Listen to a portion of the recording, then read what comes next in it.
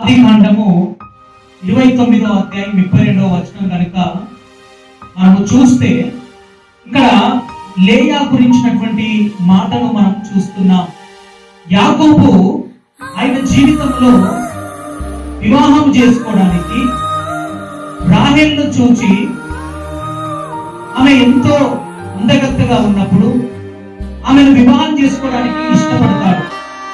అదే మాట తన తండ్రి అయిన లాబానుతో, తన మామ అయినటువంటి లాబానుతో మాట్లాడినప్పుడు లాబాను కొన్ని నియమాలు లేదా కొన్ని పద్ధతులు యాకోబుకు తెలియజేస్తాడు. నువ్వు నా దగ్గర పని చేయాలన్నప్పుడు యాకోబు మరి అందమైనటువంటి ఆ రాహేలుని వివాహం చేసుకోవడానికి ఆయన ఏదైతే నియమాలు లాబాను రాహేలు యొక్క తండ్రి పెట్టాడో యాకోబు ఆ విషయంలో మరి నమ్మకంగా ఉండి ఆయన దగ్గర పని చేయడానికి ఇష్టపడతాడు. అయితే ఒకానొక సమయంలో యాకోబుకు రాహేలుతో వివాహం చేయాల్సినటువంటి ఆ సమయం వచ్చినప్పుడు ఆమె స్థానంలో తన పెద్ద కుమార్తె అయిన లేయాను తీసుకొచ్చి యాకోబుకి ఇచ్చి లాబాను వివాహం చేస్తాడండి. అంటే ఇక్కడ యాకోబును మోసం చేస్తాడు. చేసిన తర్వాత నన్ను ఎందుకు మోసం చేసావని అడిగినప్పుడు మరలా నువ్వు నా దగ్గర కొన్ని దినాలు నా దగ్గర ఊడిగం చేయాలి, నా దగ్గర పని చేయాలి, తర్వాత రాహేలును కూడా నీకు ఇచ్చి వివాహం చేస్తా అని లాబాను తెలియపరిచినప్పుడు లేయా సహోదరి అయిన రాహేలును కూడా యాకోబు వివాహం చేసుకోవడం జరుగుతుంది.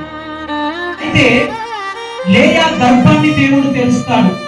లేయా చూడటానికి అంత అందగత్తె కాదు, ఒకలాంటి బలహీనతో ఆమె కనబడుతూ ఉంటది.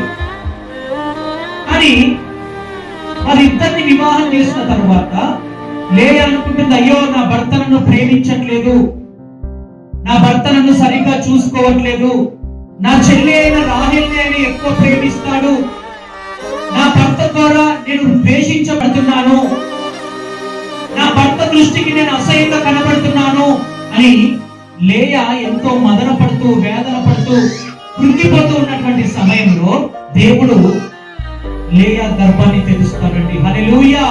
ఈ రోజు నువ్వు ఇక్కడికి ఏ వేదనతో, ఏ కృంగుదలలో, ఎలాంటి గుండె చెదిరిన స్థితిలో, ఒకవేళ మనుషులు నిన్ను ప్రేమించలేకపోయినా, నీ భర్త నిన్ను ప్రేమించలేకపోయినా, ఈ సమాజంలో నువ్వు వెలివేయబడినటువంటి వ్యక్తిలాగా నువ్వు కనబడుతున్నావేమో, ప్రజలందరూ నిన్ను ద్వేషిస్తున్నారేమో, నీ సొంత వాళ్ళే నిన్ను నీచంగా చూస్తున్నారేమో అని యాకోబు దృష్టికి లేయా అందంగా కనబడకపోయినా, యాకోబు ద్వారా లేయా ప్రేమించబడకపోయినా దేవుడు లేయా హృదయాన్ని చూసినటువంటి దేవుడు అండి. హల్లెలూయా.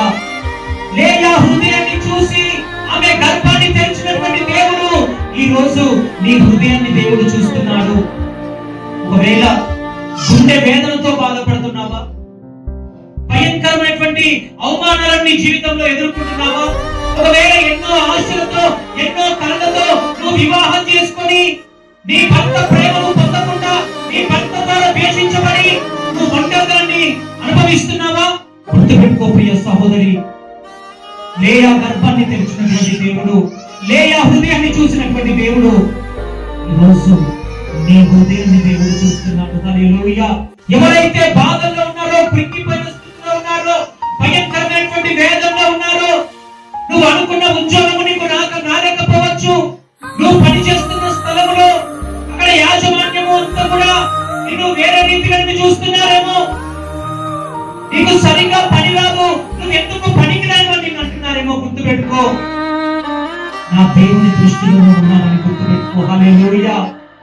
ఒక రోజు ఎవరు నిన్ను చిన్నగా చూశారో, ఎవరైతే నిన్ను తునీకరించారో, ఎవరైతే నిన్ను అవమానపరిచారో వారి మధ్యలో నా దేవుడు నిన్ను కనపరచబోతున్నాడు యేసు నామములో. ఒకవేళ మనుషుల ప్రేమకు నువ్వు దూరం అయిపోయావా, లేయా ఎన్నో ఆశలతో ఆమె వివాహం చేసుకున్నది, ఎన్నో కలలు కని యాకోబుతో ఆమె సంతోషంగా గడపాలనుకున్నది, కానీ భర్త ప్రేమను పొందుకోలేకపోయింది. యాకోబు లేయాను ద్వేషిస్తున్నాడు, ఎందుకంటే ఆయన మనసంతా ఎవరి మీద ఉందండి, రాహేలు మీద ఉంది కదా. ఇప్పుడు మనుషులు కూడా ఎలా అయిపోయారంటే అందంగా ఉన్న కనబడే వాటిని ఎక్కువ ఇష్టపడతారు.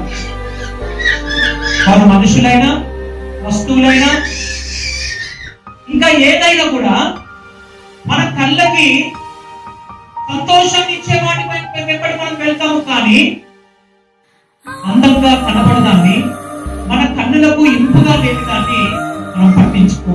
ఈరోజు గుర్తు పెట్టుకోండి, ఒకవేళ మనుషులు నిన్ను ప్రేమించట్లేదంటే, మనుషుల ద్వారా నువ్వు తృణీకరణ ఎదుర్కొంటున్నావంటే, నా దేవుని దృష్టిలో నువ్వు ఉన్నావు. హల్లెలూయా.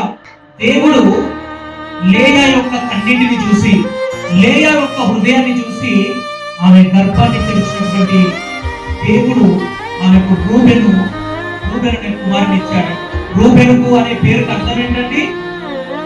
దేవుడు నా దీనస్థితిని చూచెను మరియు కుమారుడు అని అర్థం.